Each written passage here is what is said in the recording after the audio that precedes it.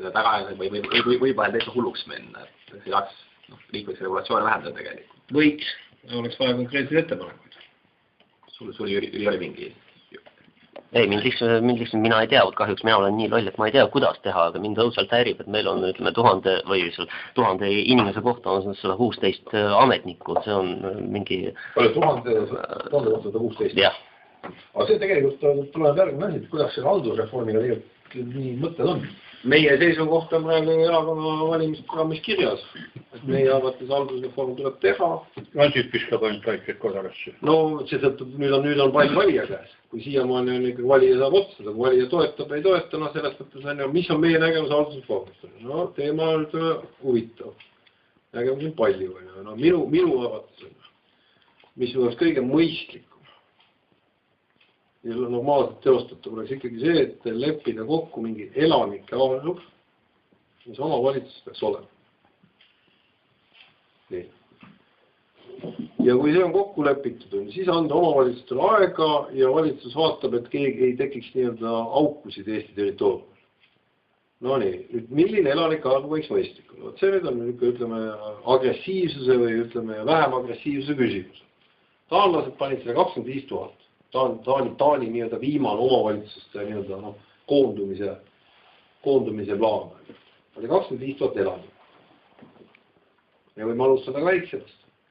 Vot see on nagu, ja siis on tegelikult ju tekkida neid, ütleme, siis on mõneti omavalitsuste asi, et millised nagu tahavad ja millised mitte. Kohe tekib küsimus ja järgmine küsimus, see on üks küsimus. Ja järgmine küsimus on see, et vaata, mis siis saab nendest nii-öelda ikkagi kogukondadest. See, mida Ansip mulle meeldib mõnusalt rääkida. Kogukond. Kuidas kaitsta tekkivate suuremate omavalitsuste eest üksikuid seniseid piirkondi? See on see. No see on nii nagu umbes, ta on nagu teatud määral ikkagi ühtlasest arengust. No kujutame ette, kui tekib, võtame Võru maakond, ta on meist praegu kaugel, või me räägime Harjumaalt, et näiteks kui Võru maakond oleks üks omavalitsus, elanike arvuga täitsa kobe, no siis kohe tekib küsimus, ütleme, Haanjamehe, mis minu sellest saab, siis tekib Lasvamehel, ja nende maapiirkondade kõige suurem mure on see, et kuna valijate arv on kõige suurem ikkagi maakonna linnades, siis need nii-öelda väiksemad piirkonnad pudistuvad ära. Et siin on üks mõte, mida võiks arutada, et teatud määral kaitsta selliste suuremate tekkivate omavalitsuste puhul ikkagi nii, nagu ka täna Riigikogu valimistel on ju teatud ringkonnad. Et anda siiski teatud nagu garanteerida suurem omavalitsus esindatust ka nii-öelda omavalitsus suurelt piirides.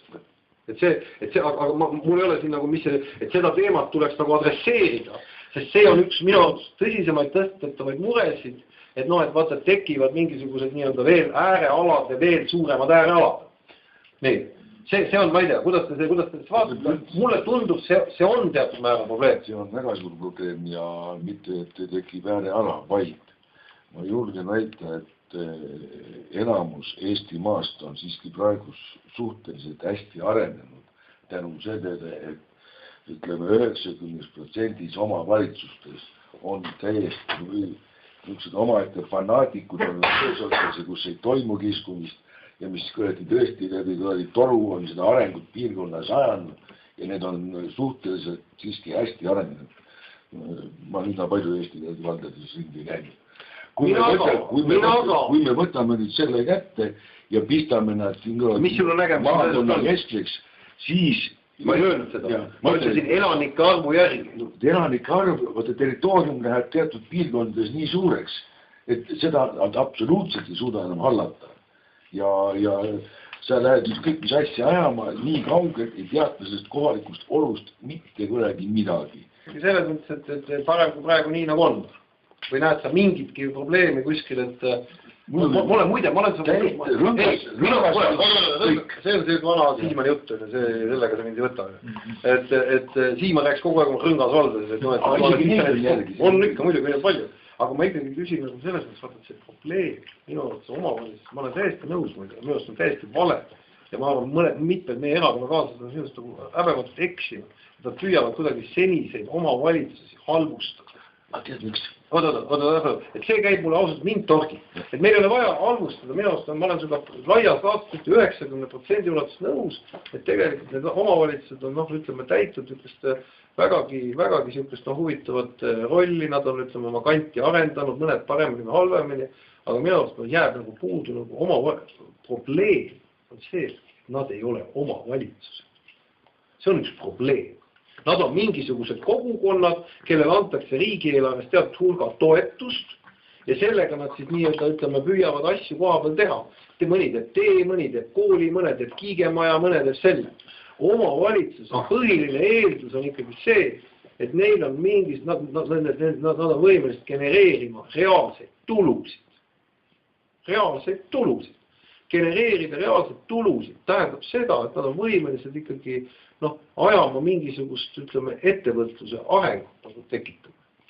Et sellised omavalitsused, kellel on täna, ütleme, kui sa vaatad täna, et millised, ütleme, ettevõtteid kuhugi viia, sul on tööjõudu, sul on mingi haridusressurss sinu käes, olgu siis teatud kutsehariduseni välja, sul on rahalised ressursid, sa suudad mingit infrastruktuuri arendada, et sul on mingisugune mastaap tekib, mis minu arvates on omavalitsuse tulnud.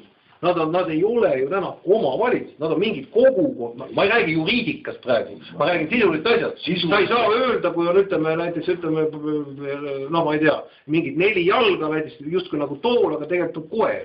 Sa ei ütle ta kohta, ta on tool, koer. Aga me ei saa öelda omavalitsuse kohta, mis omavalitsus, kui ta pole tulnud. Ja siis leitakse, siis on pandud välja üks ilus muusika, et riik ei anna raha. Riik ei anna raha. Et nüüd arutame, kus see riik seda raha siis nendele omavalitsustel peaks andma. Et võtame siis, arutame nagu majandusüksuse läbi. Enamik meie need ilusad omavalitsused, 1000 elanikku, 2000 elanikku, või näiteks siin Kiili suur saavutus 4000. Arutame nüüd 4000 elanikku, mis tulusid nad on võimelised genereerima, mis sellega annab nagu teha. Et oleks mingisugune hariduspotentsiaal, oleks inimesi, et tasuks ühte töökohal pidada mingisugust sedalaadid inimest, vot sealt tulebki see, mis ütlesid. 1000 inimese kohta 116 seda. Ja tegelikult kohalik omavalitsus on praegu üks suur külaselts, ütleme ausalt. Näed, sa hakkasid ma ei taha mitte midagi halvustavat öelda seniste omavalitsuste kohta, et sellest peab olema mingisugune nagu terve mõistelist diskussioon.